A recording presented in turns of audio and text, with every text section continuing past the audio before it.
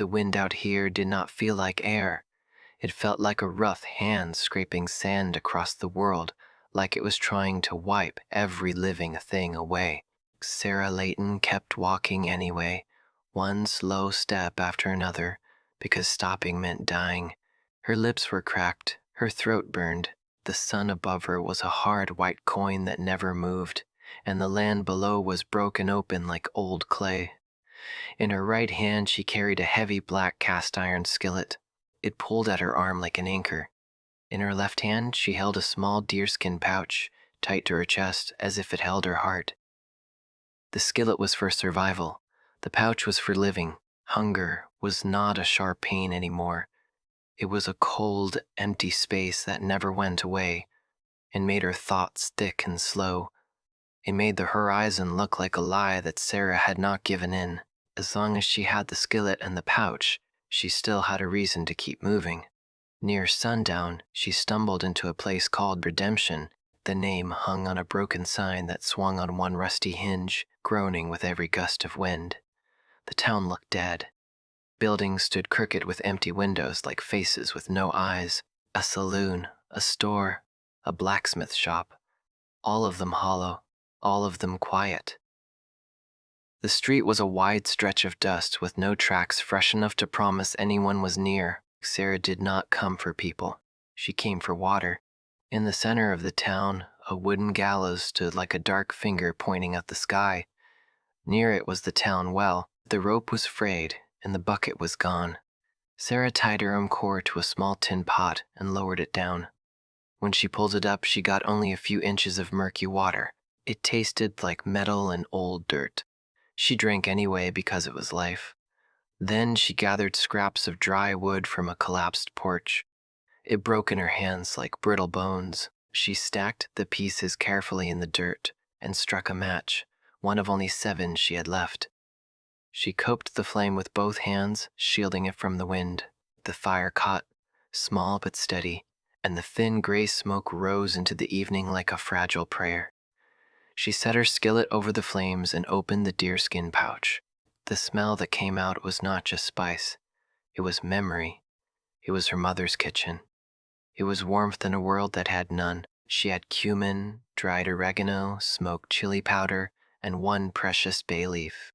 Her mother used to say food was more than fuel. It was love. It was comfort. With the right touch, you could make almost nothing feel like home. Sarah had a handful of hard pinto beans. She poured them into the skillet with a splash of water. They hissed against the hot iron. She added a pinch of salt, a dusting of cumin, and a little chili. She stirred slowly with a warm wooden spoon until the smell began to spread. In the dead heart of Redemption, that smell felt like a miracle. She ate in small bites, making it last. It did not fill her, not fully, but it quieted the ache enough for her to breathe without shaking. When she finished, she scrubbed the skillet with sand, her hands moving like she had done it 100 times. That was when a shadow fell over her fire. Sarah looked up fast. Her fingers tightened around the skittle handle, ready to swing. An old man stood there, hat pulled low, face lined deep like the land itself. His clothes were dusty. His hands were open, empty. He did not rush. He just stood and breathed in the air. After a long moment, he spoke. "That's a smell I ain't smelled in this town for 20 years. Sarah stayed silent. "Out here, trust could kill you." The old man took one slow step closer, careful, like he knew fear lived in her bones. "That ain't just beans," he said. "That's a kitchen. There's a difference." His eyes dropped to the pouch, then lifted back to her face. They were tired eyes, were clear, not drunk, not cruel, just worn down. "My name is Don Silvano," he said. "I'm passing through. Thought I'd rest where the ghosts are too tired to holler." He nodded toward her skillet. "I can pay if you got a spoonful left." "Jerky little bit." Sarah looked at him. She saw sadness in his face, but also decency. Slowly, she scraped the last beans onto her tin plate and held it out. "Keep your jerky," she said, her voice rough from disuse. "Food's meant to be shared." Quote, Don Sano accepted the plate with a quiet nod. He ate slow, like every bite mattered. When he finished, he stared at the empty plate as if it was something holy. My wife made beans like that, he said softly. Made a man feel like he had a home, even if there was only a fire in the dirt. She's been gone 10 years. He lifted his eyes to Sarah again, and this time he looked at her like she was a person, not a stranger. A woman who can cook like that don't belong in a place like this. He said, "This is where things end. You're more like beginnings." Sarah let out a short, bitter laugh. "Beginnings are long past for me," she said. "I'm just trying to find an ending that's warm." Don Silvano shook his head. "The world is hard." "Yes," he said, "but a skill like yours is real. It matters. And I know a place that might see that." Sarah's grip tightened on her pouch. The wind pushed at the dying fire. She listened because she had nothing else left to listen to. "There's a ranch north of here," Don Silvano said. "Rancho Alado. Biggest ranch in this territory, run by a man named Ignacio Ramirez." The name meant nothing to Sarah, but the way the old man said it made her stomach tighten. "He's the most feared rancher out here," Don Solano continued. "Hard as January ice. Don't waste words. Some say he got no heart left, but he's fair and he understands value. He's got men to feed, men tired of dry biscuits and salted beef." He leaned closer, lowering his voice like he was handing her something fragile. "A man like that might turn you away without looking," he said. "But if there's one thing he can't ignore, it's what a real meal does to a man." Sarah looked around the empty square, the gallows, the hollow buildings, the quiet that felt like a grave. This wasn't ending if she stayed. She looked down at her skillet, then at her pouch. They were all she had. They were who she was. "Where is it?" she asked, her voice barely above a whisper. Don Silvano's face softened, and it was like seeing the sun after a long storm. 2 days north," he said, pointing into the dark. "I'm heading that way myself. I can show you the road. After that, you're on your own." Sarah stared into the small fire and felt something stir inside her. Not hope. Hope was fragile. Hope could break. This was something harder. Purpose. She nodded once, sharp and sure. "All right," she said. Lead the way." As the old man settled near the dying coals, Sarah lifted her mother's spice pouch to her face and breathed it in. Cumin, chili, oregano, a past she could never get back. But under it, faint as a new sunrise, she smelled something else. A future. And she did not know it yet, but 2 days from now, she would stand before an iron gate, holding her skillet like a shield, staring into the cold eyes of the most feared rancher in the territory, and she would have only one sentence to save her life. Sarah reached the ranch by late afternoon, 2 days after Don Santa left her at the fork in the road.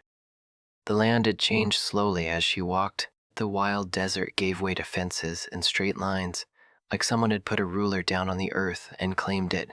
A thin wire fence ran beside the road for miles, and Sarah could feel it like a warning. This was owned land. This was not a place for lost people. Then she saw the ranch.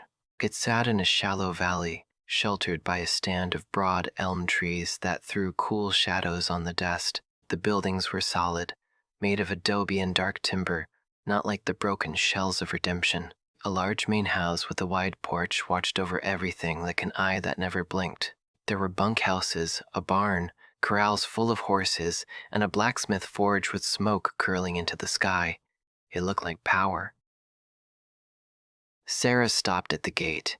It was heavy black iron with sharp points on top. A wooden arch stood above it, carved deep with the ranch name. The gate was closed. The world inside moved with quiet order. The world outside was only dust and her own thin shadow. She waited. A rider finally came. A young ranch hand on a nervous horse. He looked down at her like she was something the wind had blown in. "What do you want?" he asked. I'm here to see Mr. Ramirez, Sarah said. The young man almost laughed. The boss don't see drifters. I'm not a drifter, she said, forcing her voice to stay steady. I'm a cook. His eyes dropped to the skillet in her hand, then to the pouch against her chest. He did not look convinced, but he hesitated. Wait here, he muttered. He rode off toward the main house. Sarah stood under the hot sun as time dragged like a chain. She felt eyes on her from the bunkhouse in the barn. Men watched her from the shade. She did not move. She did not rattle the gate. She just waited, because this was her last road. Then the main house door opened. A man stepped onto the porch and walked forward. The ranch grew quiet as if it knew who he was. Work paused. Voices fell. Even the horses seemed to settle. He moved with slow control like a man who never hurried because he never had to. This was Ignacio Ramirez. He was tall, broad-shouldered, dressed plain, no fancy gun belt or bright silver. His authority did not hang from his hips. It lived in him. His face was weathered, but not worn down. It was hard, like stone that could not be shaped. His dark hair was threaded with gray, and his eyes were cold and sharp, the color of a storm sky. He stopped a few feet from the gate and looked at Sarah like she was a tool someone had left on the ground. His gaze traveled over her worn boots, her torn dress, the dirt on her face, the skillet, the pouch. It was not a rude stare. It was an inventory. He spoke in a low voice, flat and final. We give nothing away here. The words hit Sarah like a shove. Her throat went dry. For a second, she felt the old fear rise, the fear that said run, hide, disappear. She saw his body shift like he was already finished with her, like he was about to turn away. She could not let that happen. She thought of her mother's hands and the smell in that pouch. She thought of Don Silvano's words. It was the smell of your cooking that opened the door. Sarah lifted her chin and met Ignacio's cold eyes. I'm not asking for a gift, sir, she said. Her voice was small, but it carried. I know I'm not worth much, she whispered, and the truth of it burned her tongue. Then she said, the only thing she owned in this world, but I can cook. Ignacio stopped moving. For the first time, his eyes did not look through her. They focused. He glanced at the skillet, then the pouch, then back to her face. He stood silent long enough for Sarah to feel her heartbeat in her throat. He was not a kind man. She could see that, but he was a rancher. He understood value. He understood what kept men working. He understood what made a hard day feel possible. Finally, he gave a slight nod like he had made a decision in his head. He turned his head toward the young ranchand who waited nearby. Show her the cookhouse, Ignacio said. Then he looked back at Sarah. The men eat when the sun touches that western ridge, he said. There will be 10 of them. Cook for them. And with that, he turned and walked away like the matter was done. The young ranchhand opened the gate just enough for her to pass. Sarah stepped through. The gate shut behind her with a heavy final sound that made her stomach twist. She was inside now, but it did not feel safe. It felt like she had walked into a test she could not fail. The young man led her across the yard to a long, low building and shoved the door open. This is it, he said. Stove, pantry, water pump out back. Name's Leo. He looked her up and down one last time, half pity and half doubt. The boss wasn't joking, he added. Sun hits that ridge, they'll be here. Then he left, and the door closed, sealing her inside. The cookhouse smelled like old grease and stale smoke. It was big and empty feeling, built for work, not comfort. A huge iron stove sat along one wall like a dead animal. Tables were scarred with knife marks, shelves held sacks, and tins stacked high. It was a place that had fed men, but it had never cared about them. Sarah set her skillet on the table. The solid thud echoed in the room. For a moment she stood very still. Cooking for herself from a handful of beans was one thing. Cooking for 10 hungry ranch hands in a strange kitchen with unknown supplies was another. Her hands shook once. Then she forced them to stop. She began with the fire. The stove belly was full of ash. She cleaned it out with steady movements and laid kindling inside. She struck one of her precious matches. The flame caught and she coaxed it until the wood took and the heat began to rise. The stove woke with a deep, low roar and warm air pushed back the cold smell of the room. Then she opened the pantry. It was full of survival food. Sacks of beans and flour, potatoes and onions, salt pork and slabs of salted beef, coffee, lard. Nothing fresh, nothing green, nothing soft. But Sarah did not see limits. She sought tools. Beans would take too long. She needed something that would be ready by sundown and fill a man's belly with comfort. She chose a thick stew, rich and heavy, the kind that stuck to a man's ribs. She filled a bucket at the water pump, cold, clear water splashing into the metal like music. She washed her hands hard, scrubbing away the road, and the act felt like stepping into a new life. She cut salted beef into thick cubes. She peeled onions, eyes burning from the sharp scent. She scrubbed potatoes and chopped them into rough chunks. She set a big iron pot on the stove and melted lard until it shimmered. Then the beef went in. It sizzled loud and the smell of searing meat filled the cookhouse like a promise. She browned it in batches, careful not to crowd the pot. She wanted deep flavor, not gray meat. When the beef was done, she cooked the onions in the hot fat until they turned soft and sweet. Then she opened her pouch. The scent rose warm and familiar. She pinched cumin and chili and oregano between her fingers and sprinkled it into the pot. She toasted the spices in the onion fat, waking them up, letting them bloom. The smell changed right away. It grew deeper, richer, alive. It was the smell of home, creeping into a place that had forgotten it. She returned the beef to the pot, added potatoes, poured in water, and dropped in her single bay leaf like a quiet prayer. She covered the pot and lowered the heat. Now the stew needed time. While it simmered, she made biscuits. Simple flour, salt, lard, water. Quick hands, light touch. She shaped them and slid them into the oven. The sun began to drop.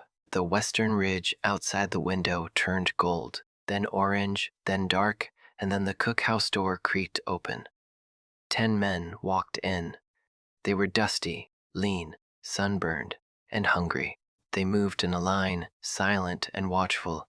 Their eyes took in the pot, the warmth, the smell, and then they looked at her. Sarah's chest tightened. This was the moment that decided everything. She lifted the lid from the stew pot. Steam rolled out thick and fragrant, carrying beef and onion and spice into the room. She took a ladle and began to serve. She filled tin plates with stew and set biscuits beside it. The men sat at the long tables. And then came the silence. No jokes, no talk, only spoons scraping tin. Slow and steady. They ate like men who had forgotten food could be anything but fuel. Sarah stood near the stove, hands clasped tight, watching their faces. One man closed his eyes for a brief moment after a bite like he was trying to remember something. Another wiped his plate clean with his biscuit.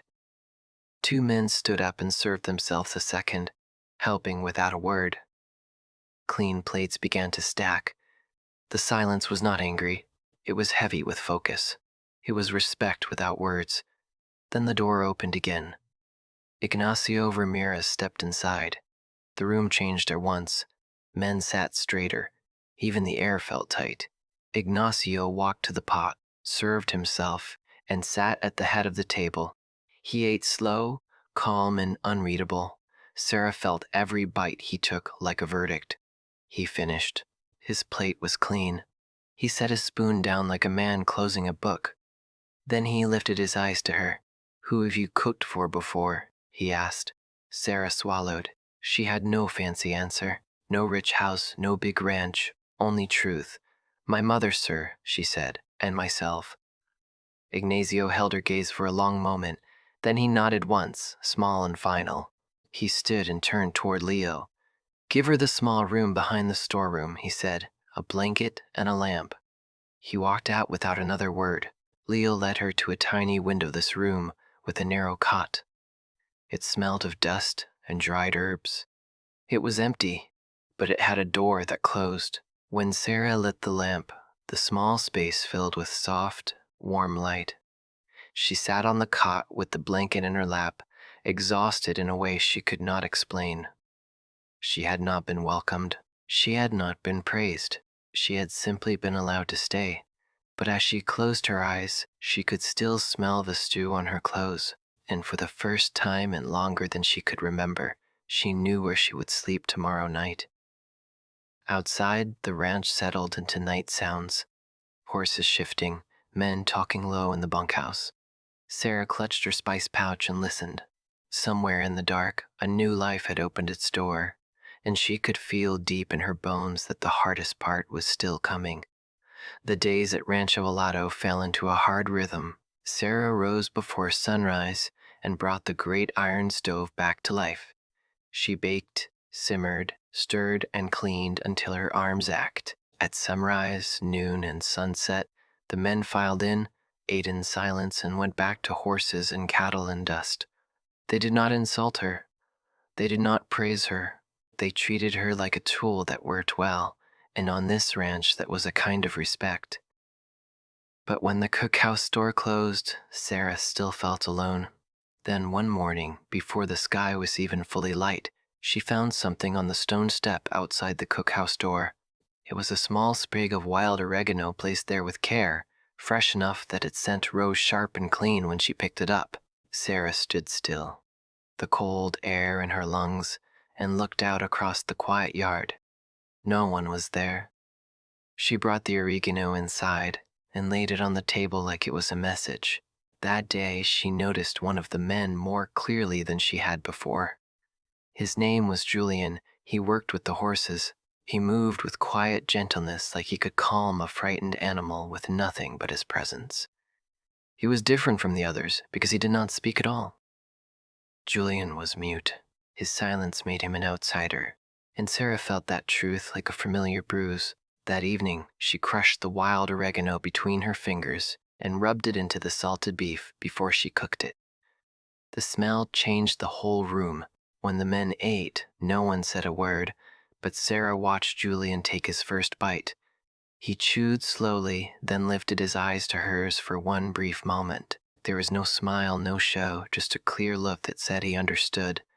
The gifts kept coming, always on the step before dawn. Wild onions, a handful of mushrooms, pin nuts. Sarah used them carefully, turning plain food into something that felt alive. The men did not know why meals tasted better, but their plates came back cleaner, and the silence at the table began to feel less empty. One afternoon, Sarah saw Julian by the water trough, his left hand wrapped in a bloody rag. She pointed to it. He hesitated, then unwrapped it to show a deep cut across his palm. Sarah brought warm water, salt, and clean cloth. She cleaned the wound and wrapped it with a strip of cloth torn from a flour sack. Julian flinched from the sting, but he did not pull away. When she finished, he gave a small nod of thanks, and the bond between them settled into place without a single word. Peace held for a while, and then it broke. A buckboard rolled into the yard one Tuesday morning, carrying a woman dressed in black from collar to hem. Her gray hair was pulled tight. Her face looked carved from dry wood. This was Donna, Ignacio Ramirez's aunt, a woman from the ranch's past, who returned like a shadow.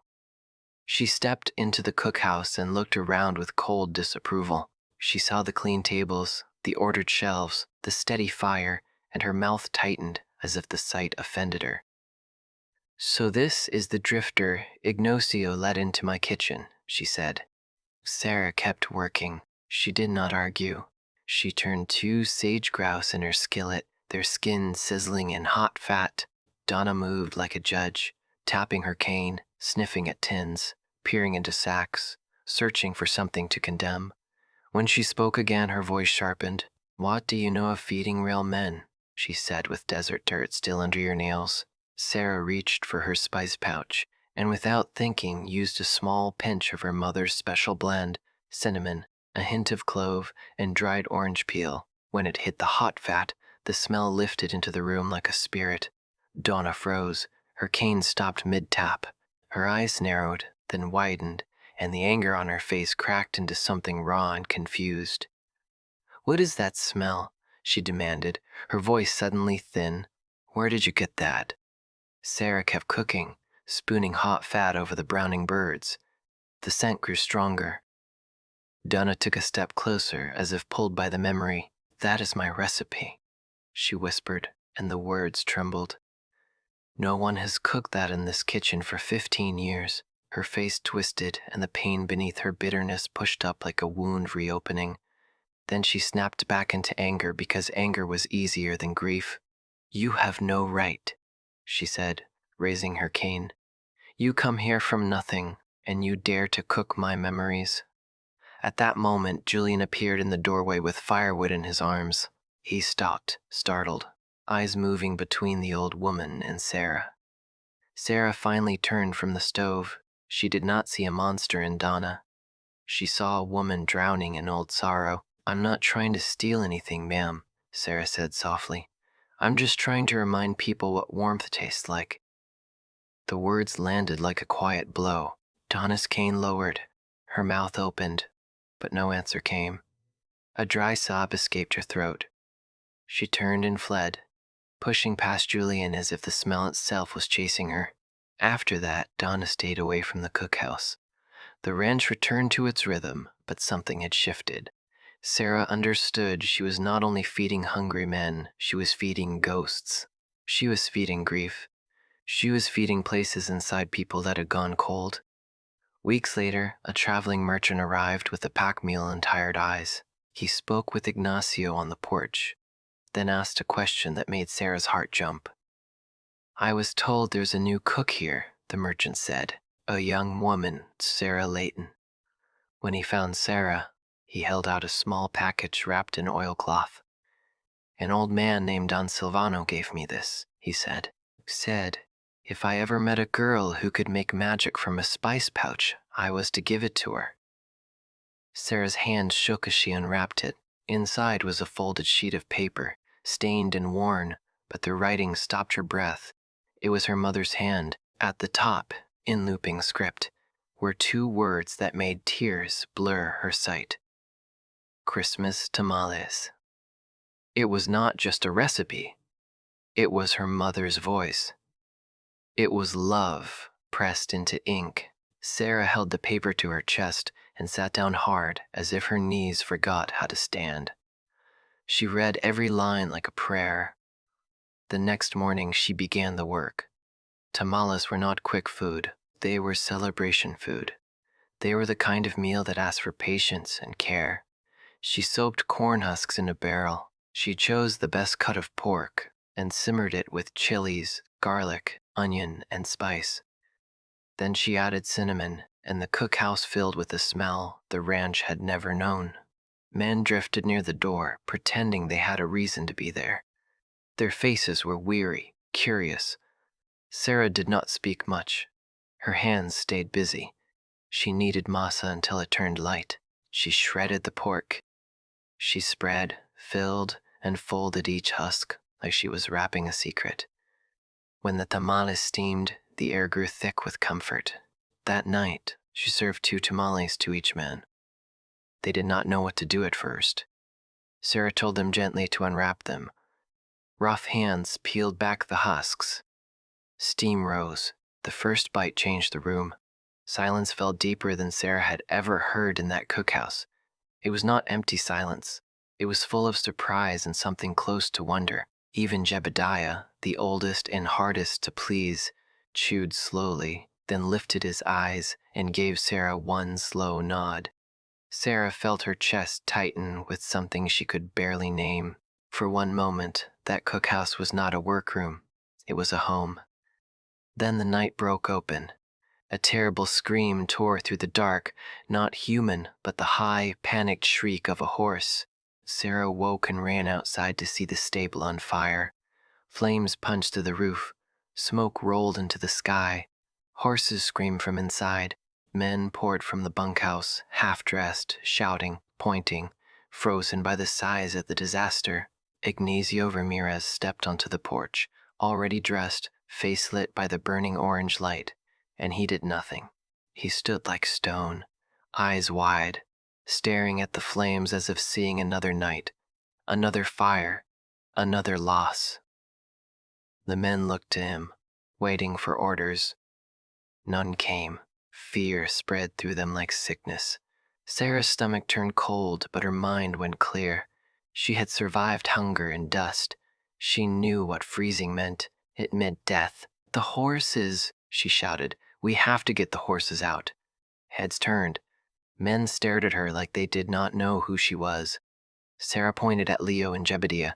"Get axes. Break the far coral fence so they have somewhere to run.